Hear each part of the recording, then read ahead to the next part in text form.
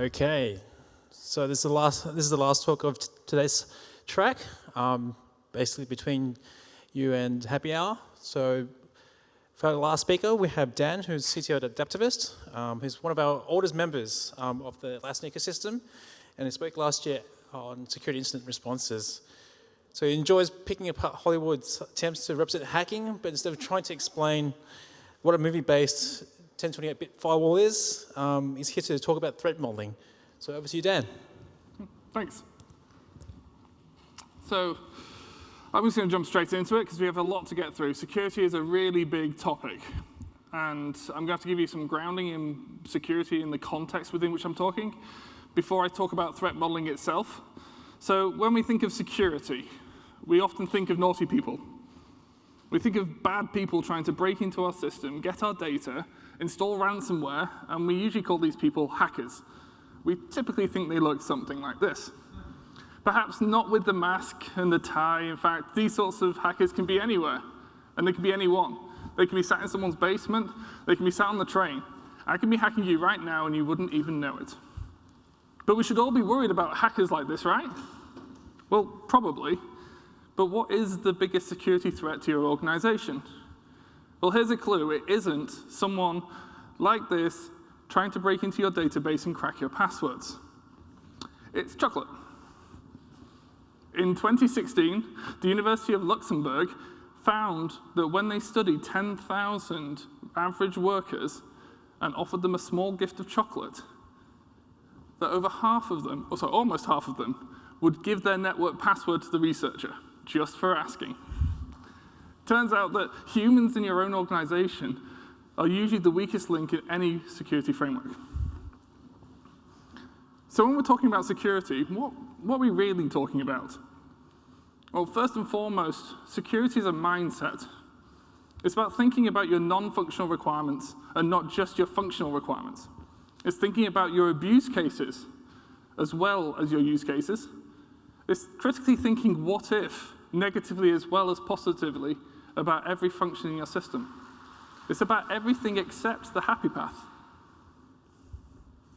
Because all systems have got defects, some of them will be found. It's just a matter of time. Eventually, they will be found by someone and exploited. So when one is found and your database is leaked, why is it reasonable that all your customer information is now available on Reddit? How do you tell your customers and write that blog post saying that you did everything you could, and yet still there was a crack? What will you write in that post-incident blog post? For those that do security incident responses, make sure that you're including this sort of storytelling in your narrative because it highlights the weaknesses that you have because you can't explain why what you did was justifiable. Or more importantly, why what you didn't do was justifiable. At the heart of security, there's some concerns that we call the CIA. Well, not this CIA. I know it's confusing. They work in the same world, but it's not the security services. It's actually the C, I, and A of security. We have confidentiality. It's the first of the triad. Fundamentally, this is about privacy and access control. We can enforce this through encryption and making sure we have access controls in place. We have integrity as our I. This can be ensuring that data hasn't been tampered with. So when I get a release from you, or I get a document or a piece of information that I know that has come from the person that I trust, and that what's given to me is what they sent. We can get this with checksums, certificates, and signatures in order to do cryptographic assurance.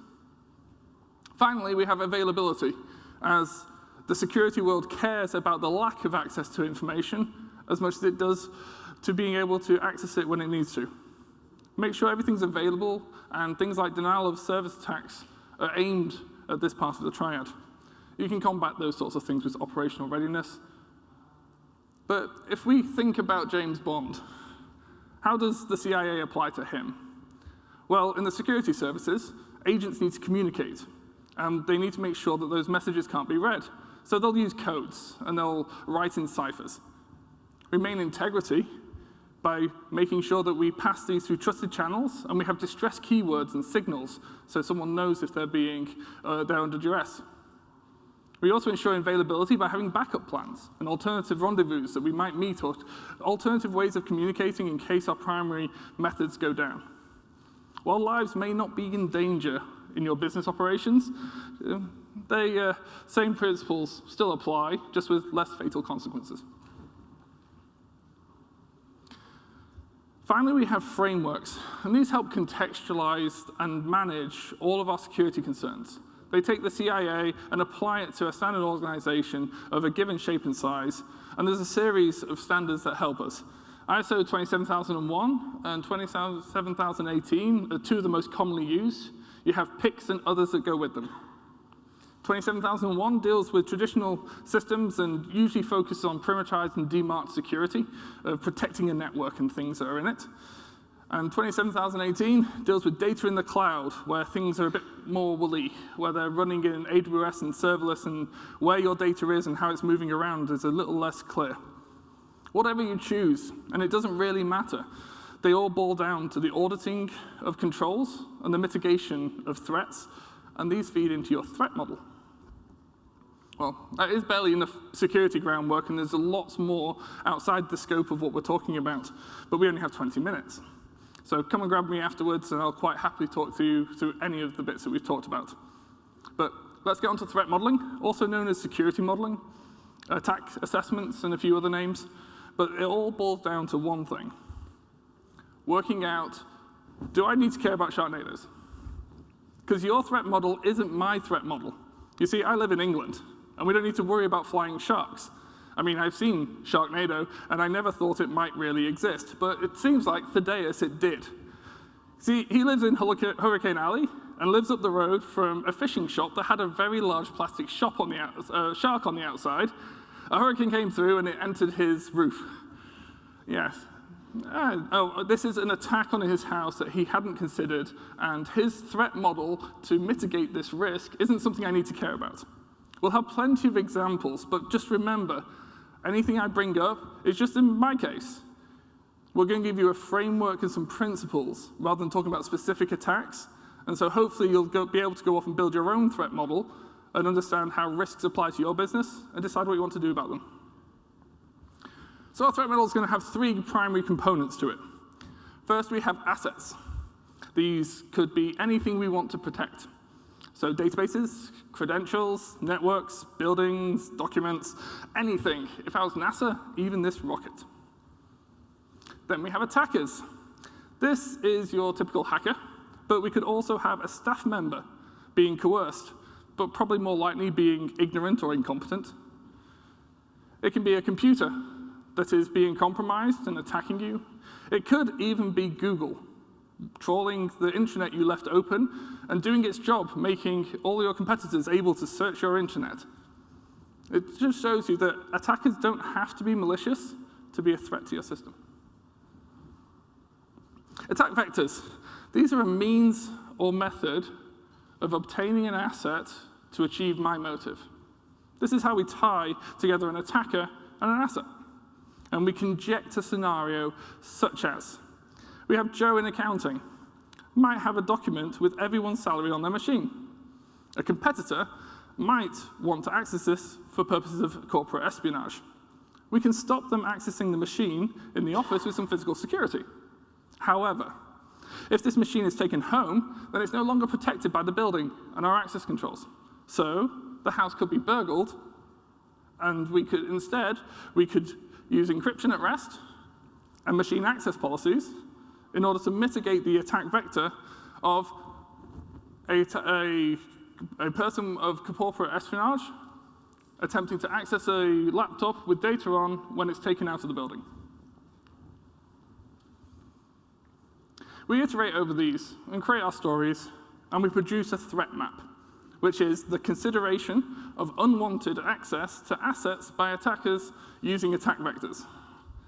With our threat map, we can work through these attack vectors, assess the risk level that they pose, not just the risk of them happening, but also what the impact is if it happens. And then we're able to decide what mitigations we want to put in place, and which ones we just accept might happen or might not.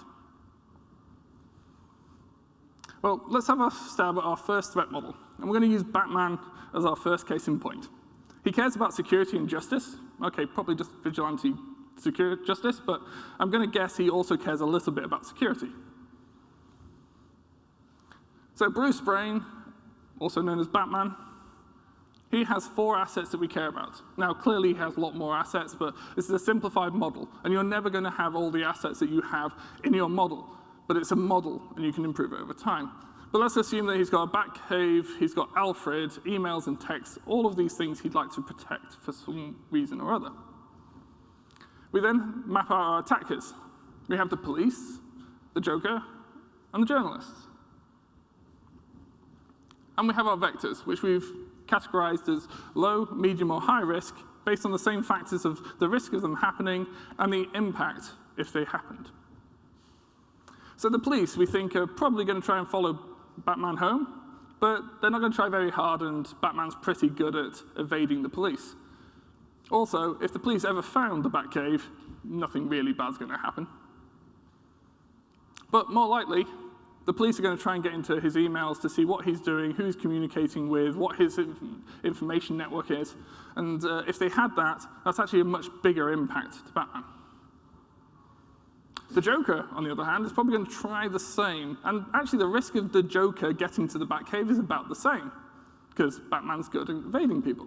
However, if the Joker was to get into the Batcave, worse things would happen.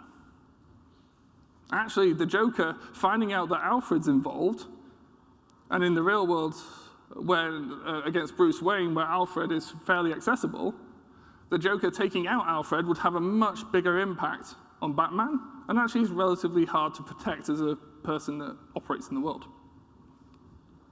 Journalists are just wanting the next scoop, and so they're going to try and get all the communication they can, but they're not really trying that hard. They're likely to do the phone hacking of, let's ring your voicemail and see if it has a PIN number. Once we've got this map, we can then apply some controls. This is where we decide what we're going to do to mitigate the threats that we care about. The easiest thing we can do for our emails and texts is use encryption. This means that anyone to intercept the communication, even if they were to get into my voicemail, they wouldn't be able to see what's going on. Next, we want to hide our location. And not just this, we also hide our identity. So if the Joker doesn't know that Batman is Bruce Wayne, then the connection to Alfred is a little more secure. And finally, we can implement a security system. This not only means that we can detect when someone gets into the Batcave and react accordingly, but we can also probably put some countermeasures in place to make it a little bit harder should they try to do so. So this is a very basic threat model, and it's something you can quite easily conject even in a mythical scenario. But let's go through some actual threat models that might help you. I'll let you know at the end when to take a photo, because I'll tell you when it's complete. We're first going to go through a generic system. This applies to all organizations. Then we're going to talk about a server app, someone who's building an artifact. And then we're going to talk about a cloud app where you're actually responsible for running it and holding the data. Most organizations have these as a base layer. First, we have assets. And these are split into digital and physical assets.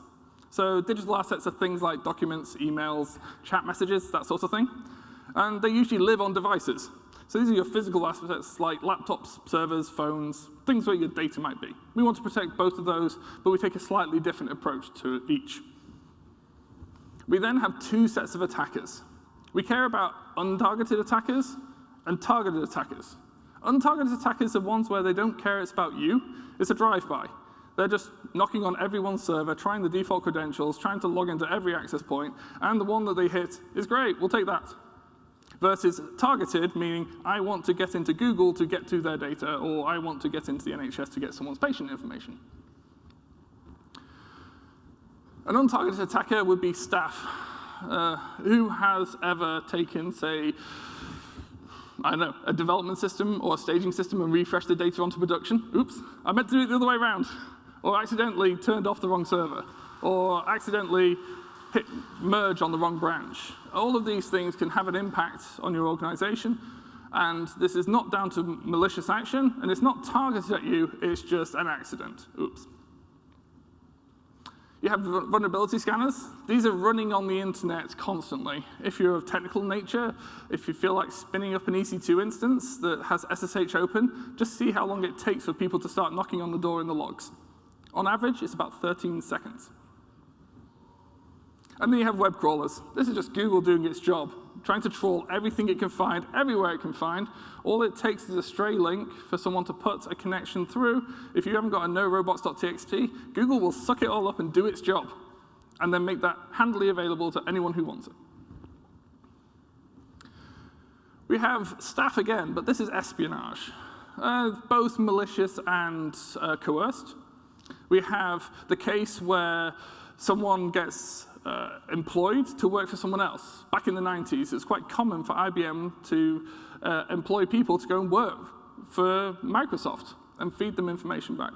It's said that 1 in 1,000 employees have malicious intent, and they don't have the best interests of the business at heart. It could be coercion. Think of the stereotypical TV show where the bank manager has his family kidnapped overnight, and they appear up for work, seeming perfectly normal, but they're actually opening the vault for someone to steal stuff. Well, if you're developing Candy Crush, I'm not entirely certain that North Korea cares about your Slack messages. However, actually, if you're handling information for a big corporation, you might become the weak link. And so you might find yourself caught up inadvertently through someone else's targeted attack. And script kiddies. These are people who have decided to target, say, Atlassian. And they want to hold Atlassian over a barrel. These are the people who encrypted all the NHS laptops and then held them for ransom. They did so by downloading a piece of software freely available over Tor, and it took them 25 minutes. So these are just people who are pushing buttons to run repeated attacks that you should have closed the door to. So motivation, rather than go through each of the attack vectors, it'll take too much time, I'm just going to talk about the types of reason that they might go through, which allow you to conduct those sorts of stories. First off, there's corporate espionage. Company A wants something from company B, maybe your financial data sat on a laptop that has been taken home. We have data harvesting, which is, I just want to get credit card data from everywhere I can and sell it on the dark web. I just want to go off and grab all the information I can and see if there's something benign or malicious I can do with it. Ransomware, that's the NHS example. I'm going to encrypt your laptops, give you a Bitcoin wallet for you to transfer money into, and then, if you're lucky, I'll give you the decryption key. I hope you back up. And finally, we have botnets. These are just roving around, and typically either to attack or to try and get more people, or more machines to join their botnet army. They're the two modes that they'll run in. So this is the complete slide. All of the generic model, organization model still applies to server apps, but we need to include the secure development lifecycle as well. Here, our assets are version control, we have our continuous integration pipeline, we have the release repository where we put artifacts, we have the marketplace itself that's run by Atlassian but is still part of our threat model. We have analytics, either coming from the application or coming from signaling and marketing that we're doing. And speaking about marketing, we have a mailing list. I mean, who wouldn't want your competitor's mailing list? Attackers are roughly the same. They actually aren't, but we haven't enough time to expand on this. But with these sets of attackers, the motivations would be typically to mutate your release. So either in your release repository, perhaps getting to your version control to change the dependency, perhaps changing your CI/CD so that I can inject something to do a bad thing. And that bad thing can be anything, but I'm wanting to put my code into your release. And data harvesting. So leaking information out of your customers' databases into mine. So malware or data harvesting is the typical motivations that we try to defend against. Done. In the cloud, we have all of those server app concerns, but we also now have operational concerns because instead of our customers running our code, we're running it ourselves. This time, our assets are the infrastructure as code pipeline, and I hope we're using IOC for building out the infrastructure that we're delivering. Artifact repositories. We have databases, sometimes multiple. Sometimes in the serverless world, they can be spread in who knows how many places. Execution environments where this actually runs. Typically, this might just be one production environment, but again, it could be distributed, and you might not even be in control in all of the environments, such as, say, a Lambda running in AWS. Development and test. I'm sure at least one of us in this room has taken a copy of the production data and put it into a test environment to replicate a bug. Did you then go back and check you deleted that production data? Is that test environment as locked down and secure? Has anyone ever taken production data and stuck it on their laptop? All of these are reducing the security controls that you have over it and potentially increasing the attack surface to get to the assets that we had before. And everyone backs up, right? I back up lots. I stick it everywhere. So everywhere is very secure, right? You've locked everywhere down. It's all encrypted. Who has access to the decryption key? Your motivations and your attackers are all still the same. You're either trying to harvest the data, get the database, or inject some malware so that it's doing something it shouldn't have done. However, your threat model looks something like this. So we've come to time, and if you only remember 3 things. Amazon calls it job zero. Security is not an afterthought. It underpins everything you do, and everyone in your organization is responsible for upholding the security model that you have in place. As you're expanding your apps and as you're building functionality in, do threat modeling and assess how this changes your surface area as part of your user stories. And by no means least, remember ignorant humans, back to the chocolate. They're the biggest threat. And if you don't believe me, Jimmy Kimmel did a test of this. Watch this for 2 minutes. We're talking about cybersecurity today and how safe people's passwords are. What is one of your online passwords currently? It is my dog's name and the year I graduated from high school. Oh, what kind of dog do you have? I have a Chihuahua Papillon, And what's its name? Jameson. Jameson. And where'd you go to school? I went to school back in Greensburg, Pennsylvania. What school? Hempfield Area Senior High School Oh, when did you graduate? in 2009. Oh, great. It's like my cat's name and then just like a random number. Okay. Have you had this cat for a while? Yeah, she's my childhood pet. Aw. And what's her name? Her name is Jolie. Jolie. So like a password of yours would be Jolie and then a number. Yeah. Like number 1? Like my birthday, Oh, when is your birthday? June 12th, Oh, nice. And what year were you born? 95. Oh, great. So Jolie, 6/12/95. Yes. Got it. So you mean to give my password right now? No, I cannot do that. But we all want to know what it is so we can tell you if it's strong or not. Oh my goodness. Let me think. Okay, one is Tel Aviv. Yeah. 468, and then Israel. It's only 3, but it's for me it's strong enough. Ireland, 1, 2, 3, 4. Gemma, 1, 2, 3. Spelled Gemma. Well, most of them are Italian. Oh, beautiful. Yeah, Like what's a good Italian password? my grandma's name, What's your grandma's name? Maria. Maria. So Maria is your password? Oh yeah, now you know my password. Oh yeah. Yeah. Without a doubt, humans are the weakest link in any security framework. So if you like this and you want a bit more reading, and if that entertained you and you'd like to see more, Ars Technica is a great blog. Bruce Schneier is always interesting on security. The Hacker News is as old as it is good. And OWASP has got wonderful frameworks you can take off the shelf and start implementing today. This book by Adam Shostak, Principal Program Manager on Microsoft's Trustworthy Computing team, talks through how Microsoft views threat modeling. I mean, he takes a different approach to me and starts much more fundamentally, but it goes into the right level of depth and gives you a pattern that you can go through to do your own threat modeling. And always remember, XKCD is pretty accurate on security.